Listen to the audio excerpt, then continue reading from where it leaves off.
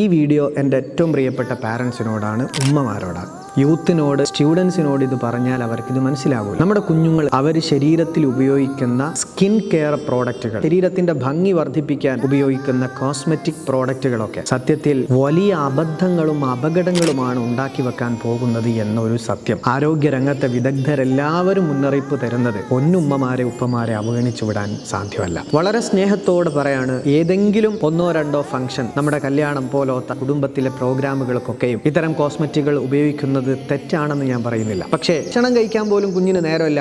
ആ ടൈമിൽ കൂടി ഇത്തരം വസ്തുക്കൾ തേക്കാനാണ് നമ്മുടെ കുഞ്ഞുങ്ങളൊക്കെയും സമയം കണ്ടെത്തുന്നത്. വളരെ വ്യാപകമായിട്ടുള്ള അപകടങ്ങളിലേക്ക് നിങ്ങളുടെ ശരീരത്തെ കൊണ്ടെത്തിക്കുന്നതാണ്. നിങ്ങളുടെ കുഞ്ഞുങ്ങളെ അവരായിട്ടിരിക്കാൻ വേണ്ടി അവരെ നിങ്ങൾ പഠിപ്പിച്ചു കൊടുക്കുക. 1ാം ക്ലാസ്സിൽ പഠിക്കുന്ന കുഞ്ഞു പൈതലിന് പോലും ലിപ്സ്റ്റിക് ഇടാൻ മറന്നുപോയാൽ അത് ഓർമ്മിപ്പിച്ചു കൊടുത്ത് കുഞ്ഞിനത് പുരട്ടിക്കൊടുക്കുന്ന അമ്മമാർ ഇത് വളരെ സീരിയസ് ആയിട്ട് മനസ്സിലാക്കുക.